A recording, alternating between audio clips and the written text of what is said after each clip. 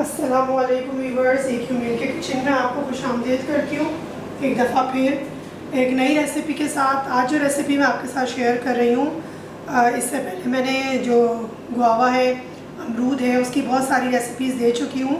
आज जो recipe share कर रही हूँ ये इसकी हम बना रहे हैं अमरूद को लेके चटनी। आपने अमरूद की चाट खाई होगी, अमरूद को आपने फ्रूट चाट के अंदर वैसे खाया होगा। अमरूद का मैंने जैम भी बनाया है, वो भी सिखाया है, वो भी आप लोग देखिए। वो भी बहुत इजी है और बहुत अच्छा है। साल भर आप उसको बनाइए, प्रिजर्व कीजिए और बगैर किसी प्रिजर्वेटिव के आप आराम से उसको साल भर यूज़ कर सकते हैं। चटनी भी इसी तरह से है। ये मैंने 200 ग्राम अमरूद को इस तरह से देखे छील के और इनके क्यूब्स कर लिए छोटे। बीज इसमें से निकाल दीजिए। मुझे वैसे बीज पसंद है, बीज होंगे भी तो कोई इशू नहीं है, लेकिन अगर बीज ना हो, ज़्यादातर अमूमन लोग पसंद नहीं करते बीज, लेकिन बीज जो है वो पेट के लिए बहुत फ़ायदेमंद है। और छोटे बच्चों को तो ज़रूर दीजिए, जो पेट में उनके कीड़े हो जाते हैं वो उससे दूर हो जाते हैं अमरूद बीज के साथ खाने से। अच्छा, इंग्रेडिएंट्स मैं आपके साथ शेयर करूं। अमरूद की चटनी के लिए हमें अमरूद चाहिए। मैंने 200 ग्राम अमरूद लिया है और 1 कप ये शक्कर है, जो ब्राउन शक्कर होती है गुड़ की, वो ली है। आप इसकी जगह चीनी और मिश्री दोनों में से कोई भी चीज़ यूज़ कर सकते हैं। चूँकि ये मैं जिनके लिए बन रहा है, ये डाइट के लिए बन रहा है, तो वो उनका शुगर का भी प्रॉब्लम है, तो इस वजह से हम उनके लिए ये ब्राउन शुगर में प्रिपेयर कर रहे हैं। अच्छा, मैंने कल रेसिपी भी आपके साथ शेयर करूं, क्योंकि सीज़न है, इस साथ आ रहे हैं अमरूद बहुत अच्छे जल्दी अमरूद की सारी चीज़ें बनाइए, एक अच्छे से जार में भरिए और साल भर इसका फ़ायदा उठाइए। इसमें विटामिन ए, विटामिन के, विटामिन सी बहुत सारी मकदार में पाया जाता है। और इसकी खूबी ये है कि जब हम इसको कुक करते हैं तो इसके जो ये न्यूट्रेंट होते हैं, इसके जो मिनरल्स, वाइटामिन होते हैं, वो ज़ाया नहीं होते। अच्छा, कुछ सब्ज़ियाँ, कुछ फ्रूट्स इतने नाजुक होते हैं कि वो कुक करने से उनके विटामिन जो है वो ज़ाया हो जाते हैं। अच्छा, इसमें जो हमारे पास मसाले जा रहे हैं उसमें ये है हमारे पास पिंक सॉल्ट, ये half teaspoon, black pepper half teaspoon, जी काला नमक, ब्लैक सॉल्ट जो होता है ये भी हाफ़ टी स्पून है। हाफ़ टी स्पून से भी कम, 1/4 टी स्पून लीजिएगा बल्कि। और ये हमारे पास है हाफ़ टी स्पून भुना हुआ ज़ीरा। ठीक है, इसको क्रश कर लीजिए, पाउडर फॉर्म नहीं, बिल्कुल थोड़ा सा क्रश कर लीजिएगा। अच्छा, ये है हमारे पास टार्ट्रिक एसिड, जो सिट्रिक एसिड टार्ट्री के नाम से आराम से बाज़ार में मिलता है। ये ग्रीन फूड कलर है, आप चाहें तो यूज़ कीजिए, चाहे ना कीजिए। लाल मिर्चें पिसी हुई, रेड चिल्ली का जो पाउडर है ये है हमारे पास हाफ़ टी स्पून। और ये 2 मैंने जो लाल साबुत मिर्चें होती हैं उनको हल्का सा हाथ से तोड़ लिया। इससे ज़्यादा मत डालिएगा, बहुत ज़्यादा स्पाइसी मत कीजिएगा, तो अमरूद का जो अपना एक फ्लेवर होता है ना, वो फिर इतने सारे स्पाइसेस के साथ दब जाएगा। और पानी जो है वो हमें तकरीबन, हमने शुगर अगर शक्कर या चीनी या जो भी हम ले रहे हैं 1 कप ले रहे हैं, तो पानी भी हम 1 कप लेंगे। अगर हम ये हाफ़ कप लेंगे तो हम ये भी हाफ़ कप लेंगे। ये 200 ग्राम है, तकरीबन 2 से 3 अमरूद आप छीलिए और छील के उनका गुदा या उनके बीज निकाल दीजिए, उनको बारीक इस तरह क्यूब्स में काट लीजिए, स्लाइसिस कर लीजिए, और फिर उनको आप जब मेजरमेंट करेंगे तो तकरीबन 1 से 1.5 कप बन जाएगा। अब मैं आपको बताती हूँ उसको प्रिपेयर किस तरह से करना है। अच्छा, आप देखिए, इस तरह से मैं एक स्टील का पैन ले लेती हूँ।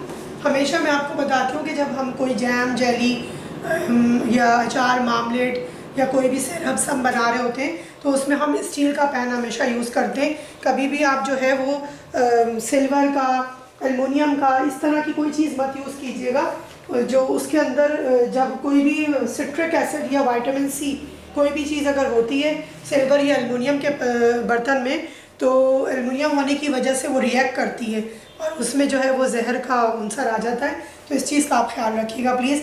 अच्छा, अब हम क्या करेंगे, ये जो हमारे पास अमरूद है, मेरा पैन चूँकि गर्म है, पहले से हीट हुआ हुआ है, कोई इशू नहीं है, वो हम इसमें डाल देंगे।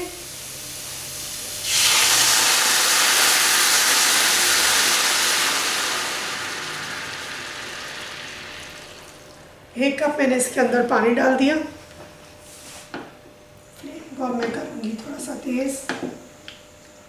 ठीक है।